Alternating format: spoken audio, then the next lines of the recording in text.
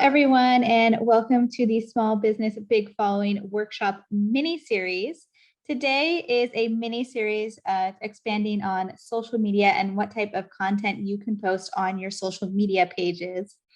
This is brought to you by ABC 10 and our This is Sacramento Collective, which consists of our Sacramento Black, Hispanic, Rainbow, and Asian Pacific Chambers of Commerce. So as mentioned, this is a partnership with ABC 10. I am your presenter today from ABC 10.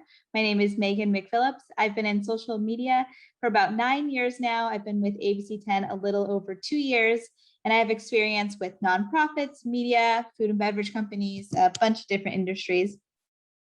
What I do is I help businesses build engagement on their social media, increase their followership, and create strategy plans to stay on track with their social media goals. So ABC 10 is an Emmy Award-winning multimedia company that provides news coverage and entertainment programs. We serve residents in a 16-county area across Sacramento, Stockton, Modesto, the Sierra Nevada, and Foothill communities. We produce empowering stories, impactful investigations, and innovative marketing services, and are owned by one of the most geographically diverse broadcasters in the U.S., Tegna Media, Inc. So things that you'll learn today, you're going to learn about compelling content, curated content, and repurposing content. And I'm going to give you examples on all of these and how you can use these on your social media pages. So let's get started. We're going to start with compelling content. Starting from the basics, the definition of compelling content on social media is something that is expressed through social media that has a powerful and irresistible effect.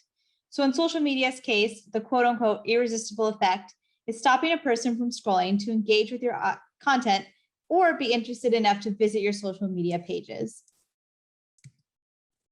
So ways that you can create compelling content, really see what your audience is interested in on your social media pages. If you see a post that is taking off with comments, likes, shares, something like that, really take note of that for future posts. Visit past campaigns and find out what made them successful. Share content from other industry pages, and that's called curated content, and we'll get more into that later. And get your audience involved with your posts. You just don't want your audience to blindly pass by it. You want them to actually interact with your content.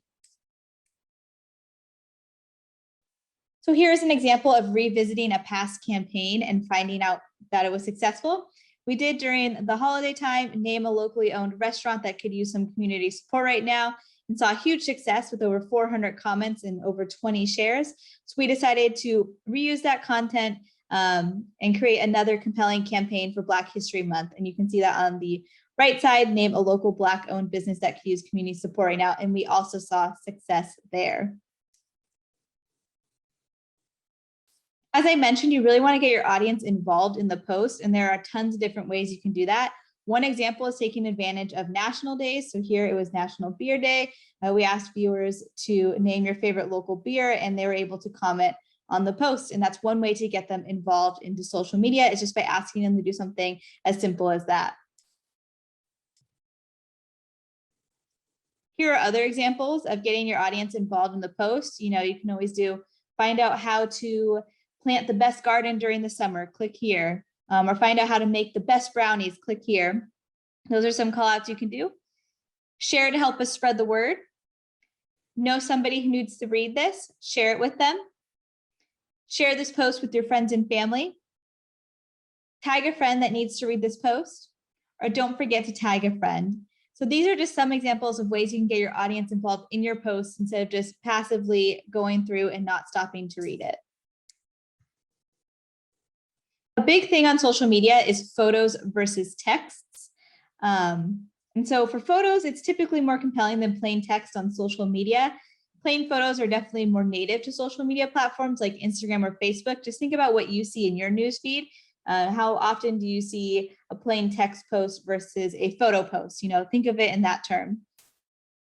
People expect to see photos over text graphics.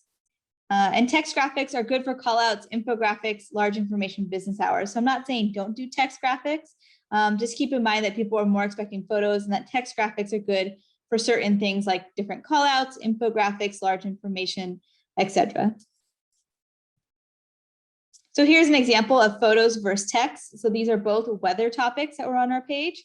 And as you can see on the left, the photo of the fire tornado had a huge success rate with engagement, had 166 comments with over 1,000 shares, really compelling image. You know, it had all the details in the caption with a link to read more. While the text on the right was a little more basic, you know, it just was saying there's an upcoming storm. It just had a link and some text, and it did not nearly have as high engagement as the photo did. If you're having problems finding photos, you can always take photos of your business, employees, products, archive photos, anything like that will really help you build out posts. There's also options for stock photos or royalty-free photos. So there is Canva that was mentioned before in a previous webinar where you can sign up there, and they do have free photos that you can use, and you can also create posts through that platform. And then there's also Unsplash that has photos you can use.